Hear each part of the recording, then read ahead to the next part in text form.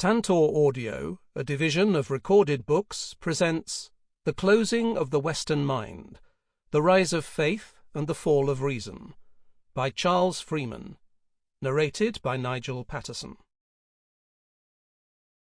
Blessed is he who learns how to engage in inquiry, with no impulse to harm his countrymen or to pursue wrongful actions, but perceives the order of immortal and ageless nature, how it is structured.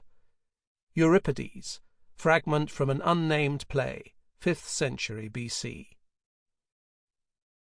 There is another form of temptation, even more fraught with danger.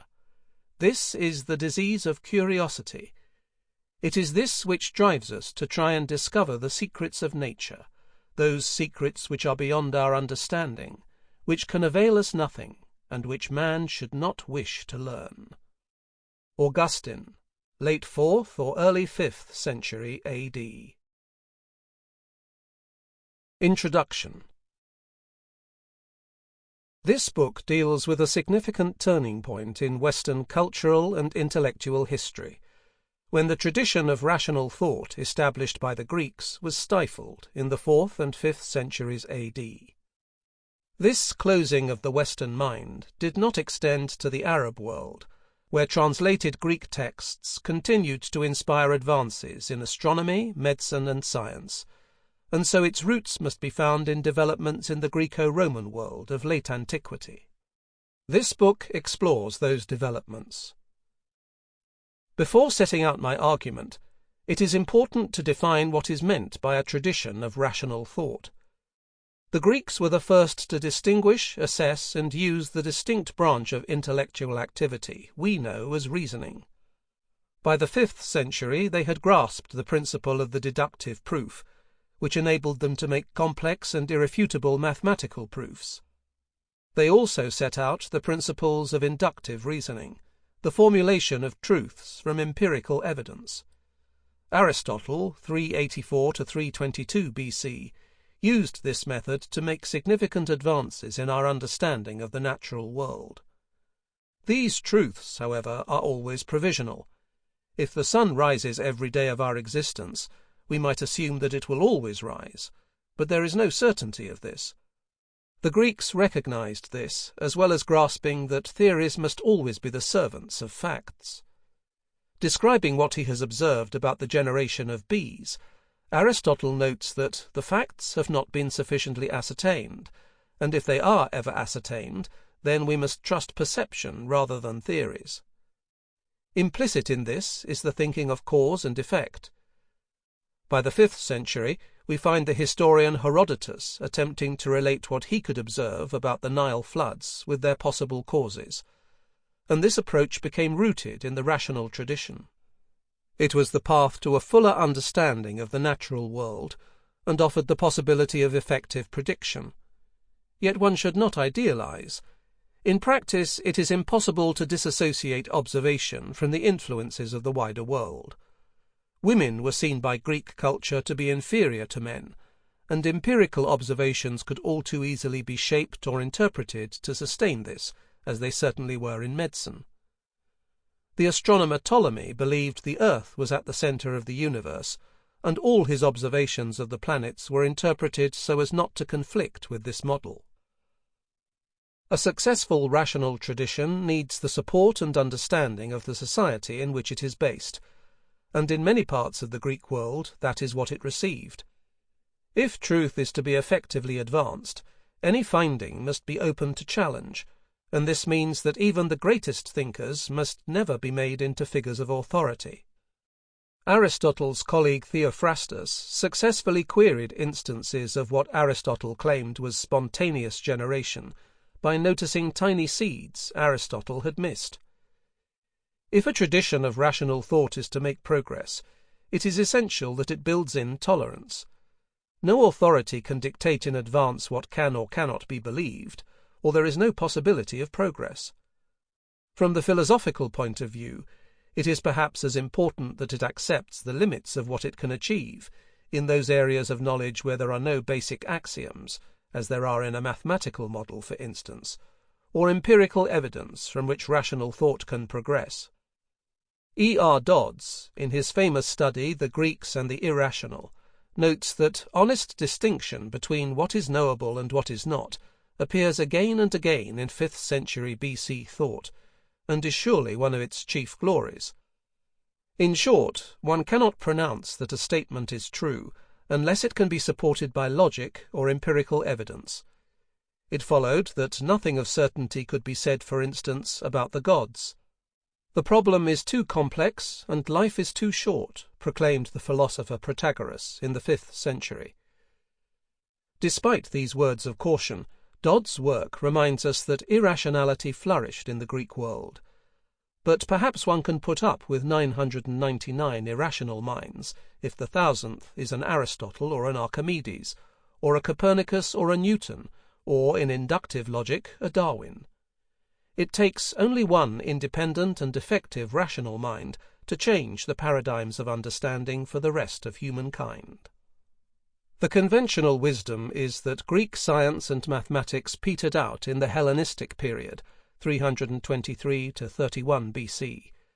But recently, scholars have shown greater appreciation of the achievements of such leading figures of the 2nd century AD as Galen and Ptolemy.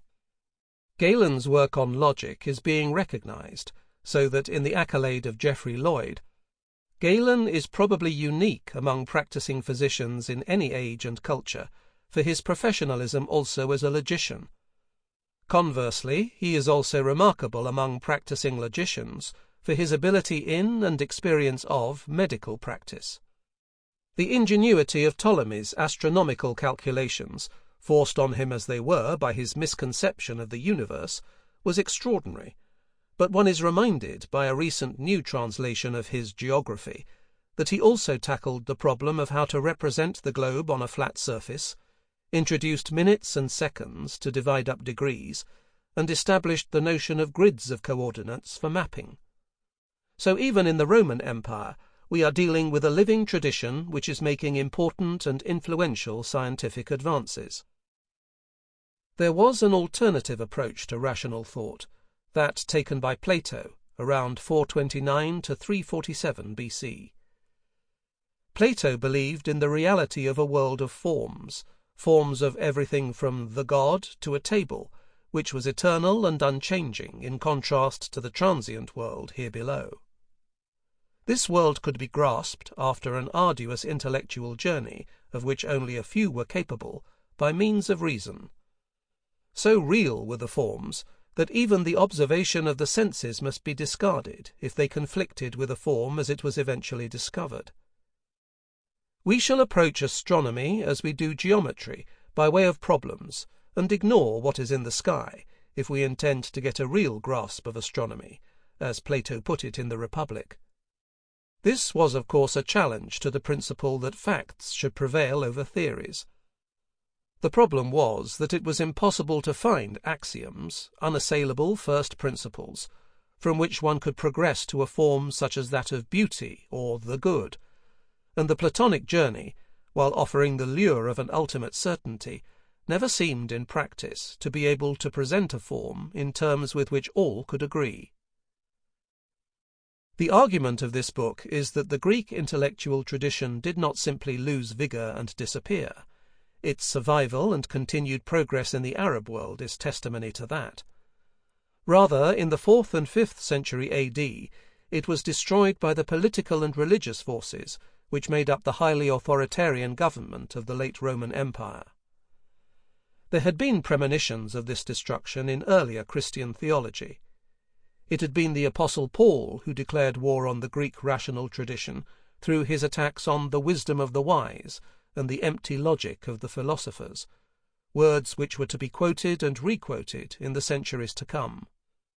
Then came the absorption of Platonism by the early Christian theologians. It was assumed that Christian dogma could be found through the same process as Plato had advocated, in other words through reason, and would have the same certainty as the forms. However, as with other aspects of Platonism, it proved impossible to find secure axioms from which to start the rational argument. Scriptural texts conflicted with each other, different theological traditions had taken root in different parts of the empire, theologians disagreed whether they should discard pagan Greek philosophy or exploit it. The result inevitably was doctrinal confusion. Augustine was to note the existence of over 80 heresies, for which read alternative ways of dealing with the fundamental issues of Christian doctrine. When Constantine gave toleration to the churches in the early 4th century, he found to his dismay that Christian communities were torn by dispute. He himself did not help matters by declaring tax exemptions for Christian clergy and offering the churches immense patronage, which meant that getting the right version of Christian doctrine gave access not only to heaven but to vast resources on earth. By the middle of the 4th century, disputes over doctrine had degenerated into bitterness and even violence, as rival bishops struggled to earn the emperor's favour and the most lucrative bishoprics. At a time of major barbarian attacks, the threat to order was so marked that it was the emperors who increasingly defined and enforced an orthodoxy, using hand-picked church councils to give themselves some theological legitimacy. So one finds a combination of factors behind the closing of the Western mind: the attack on Greek philosophy by Paul, the adoption of Platonism by Christian theologians, and the enforcement of orthodoxy by emperors desperate to keep good order. The imposition of orthodoxy went hand in hand with the stifling of any form of independent reasoning. By the 5th century, not only has rational thought been suppressed, but there has been a substitution for it of mystery, magic, and authority, a substitution which drew heavily on irrational elements of pagan society that had never been extinguished. Pope Gregory the Great warned those with a rational turn of mind that, by looking for cause and effect in the natural world, they were ignoring the cause of all things, the will of God. This was a vital shift of perspective, and in effect a denial of the impressive intellectual advances made by the Greek philosophers. Some who have found this argument too damning have stressed how it was Christians who preserved the great works of the Greek philosophers by copying them from decaying papyri or parchment. The historian is indeed deeply indebted to the monks, the Byzantine civil servants, and the Arab philosophers who preserved ancient texts, but the recording of earlier authorities is not the same as maintaining a tradition of rational thought. This can be done only if these authorities are then used as inspiration for further intellectual progress, or as a bulwark against which to react. This happened in the Arab world, where, for instance, even the findings of a giant such as Galen were challenged and improved on, but not in the Byzantine Empire or the Christian West. The Athenian philosopher Proclus made the last recorded astronomical observation in the ancient Greek world in AD 475.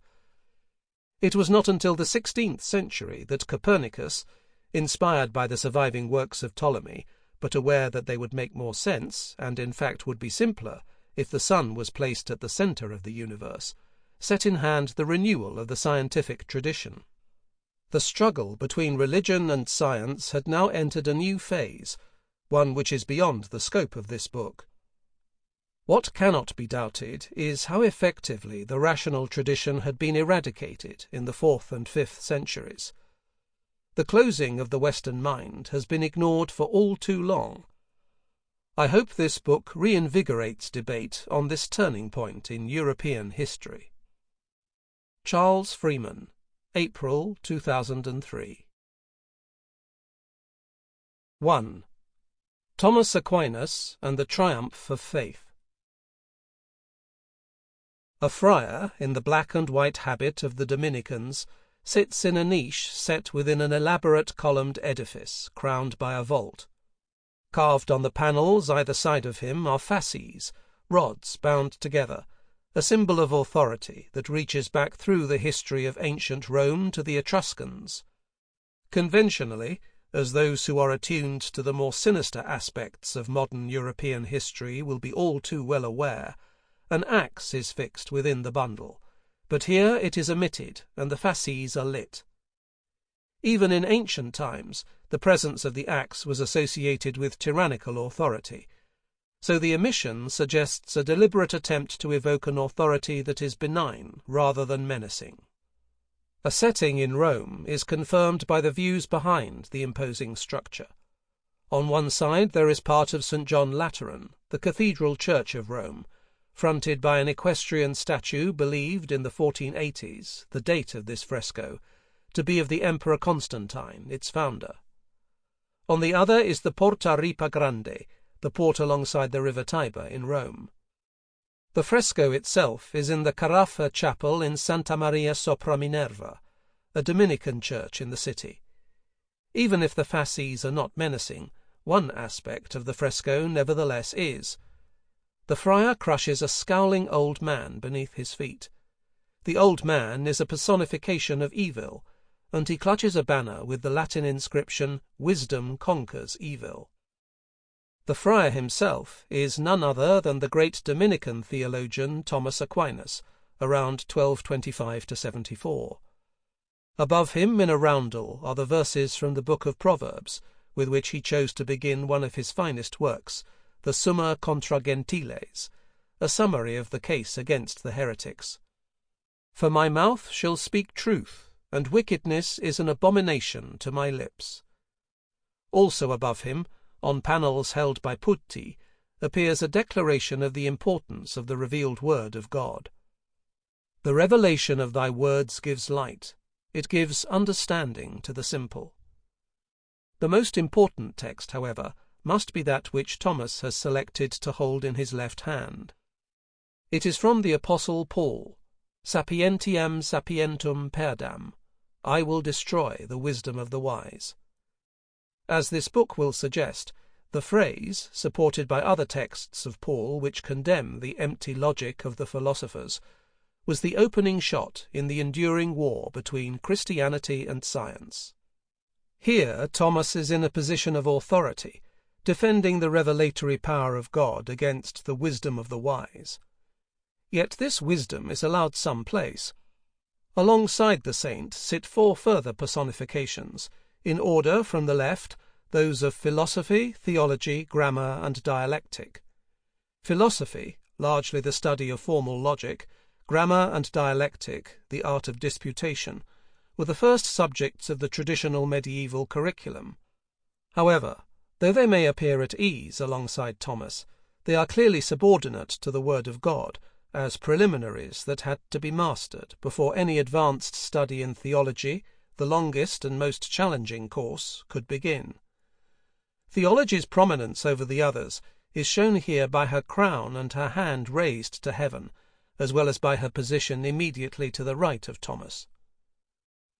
Below Thomas and his intellectual companions, two groups of men stand back from a clutter of books and manuscripts. A debate has been in progress, and it seems that its settlement has resulted in a disposal of discarded arguments.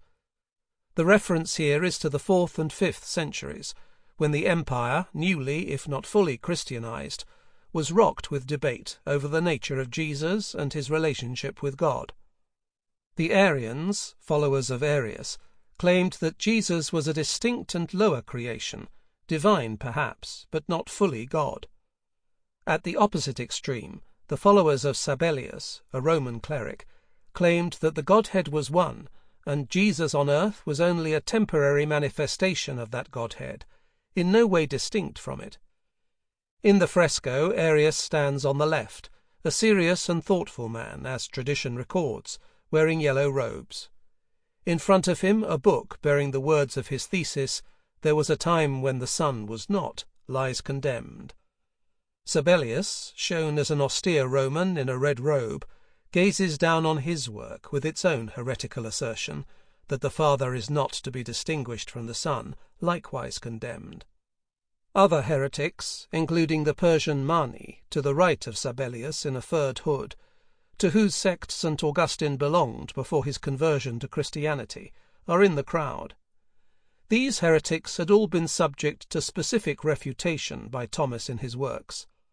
What Thomas now upholds is the final solution to the issue, the doctrine of the Trinity. God the Father, Jesus the Son, and the Holy Spirit are distinct persons within a single Godhead.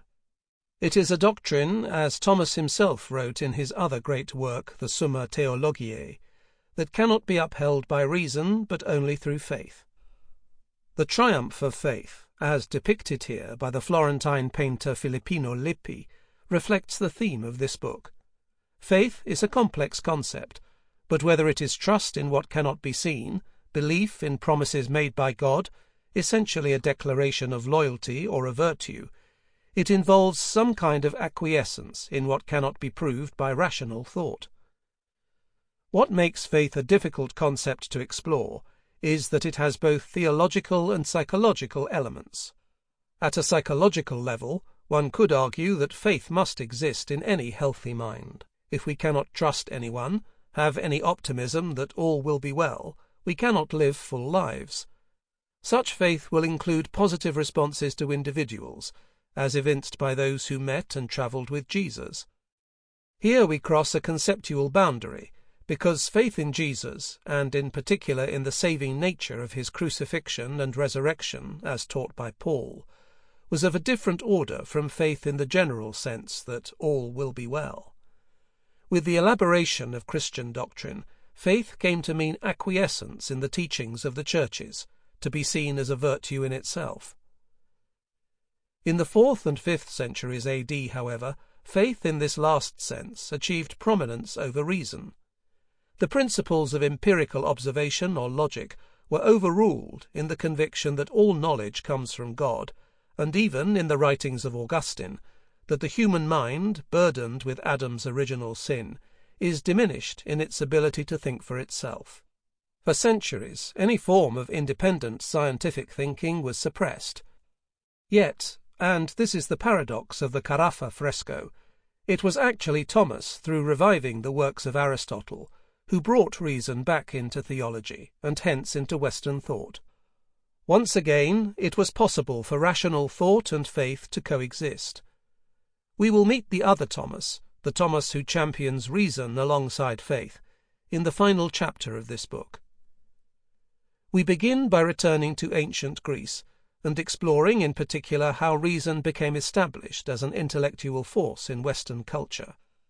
Then we can see how Christianity, under the influential banner of Paul's denunciation of Greek philosophy, began to create the barrier between science and rational thought in general and religion that appears to be unique to Christianity.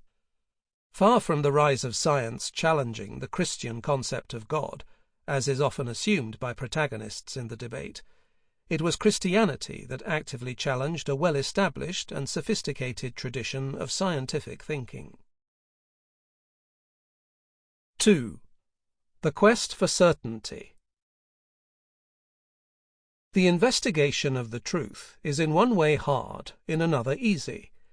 An indication of this is found in the fact that no one is able to attain the truth adequately, while on the other hand no one fails entirely. But everyone says something true about the nature of things, and while individually they contribute little or nothing to the truth, by the union of all a considerable amount is amassed. Aristotle. On his long journey home from Troy to his wife Penelope in Ithaca, Odysseus, the hero of Homer's Odyssey, was swept from his ship through the fury of Poseidon, the god of earthquakes and the sea, who had turned against him. Luckily, the goddess Leucothea, who lived in the depths of the sea, took pity on him and offered him a magic scarf that, when bound around him, would protect him, while the goddess Athena calmed the waves so that he could swim towards the shores of the land of the Phaeacians. In this crisis, Odysseus still had to make his own decisions, in the short term at what moment he should leave the timbers of his ship and strike for shore. A massive wave sent by Poseidon made the decision for him, and he found himself swimming without any support. The coast came into view, but it was rugged. Is it better, Odysseus wondered, to land where he can and risk being crushed against the cliffs by a wave, or continue onwards in his exhaustion in the hopes of finding a sandy bay? Odysseus's ordeal ended happily. He was washed ashore and rescued by the beautiful Nausicaa, daughter of the Phaeacian king. He was saved by two goddesses who successfully challenged another god, Poseidon. So here is a man at the mercy of divine forces who nevertheless retained the power to think rationally and who saw rational thought as a means of bettering his chances. One can hardly say this is a revolutionary step. Archaeological evidence from South African caves shows that individuals were able to provide rational adaptations to their changing environment, in the sense of adapting their tools, as long as 70,000 years ago. What is important is that Homer distinguishes rational thought, even at this primitive, almost instinctive level, as a mental activity, independent of the whim of the gods. This is the mental landscape of Greece in the 8th century or earlier. The Odyssey took its final form about 725 BC from much older oral traditions. But it is a world that is passing. Odysseus is an aristocrat, a king in his land of Ithaca, where he has palaces and cattle. His wife Penelope, though vulnerable without him, has her own status.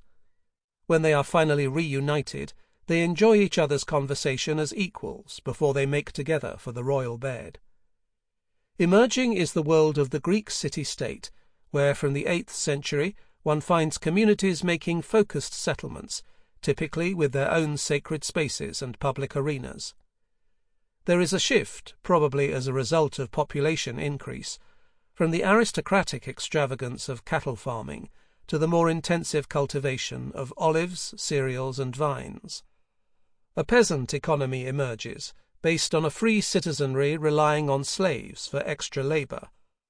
Women are now segregated, the aristocratic palace replaced by the enclosed home, which, unlike Penelope's palace in Ithaca, contains no allotted space in which women can appear before strangers.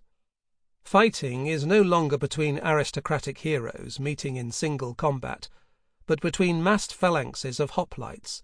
The word comes from hoplon, a shield, made up of the peasantry, who fight side by side with each other and overwhelm their opponents by sheer weight and determination.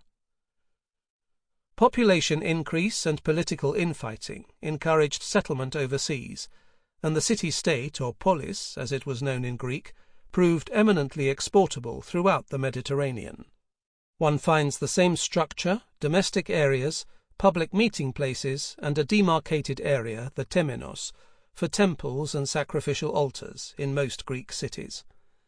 Remarkably, despite the fragmentation and extent of settlement, there remained a common sense of Greek culture, sustained by religious festivals, many of them with games, oracles, and centres of pilgrimage, at which Greeks from across the Mediterranean gathered. The number and frequency of such festivals reflects the intensely spiritual nature of the ancient Greeks.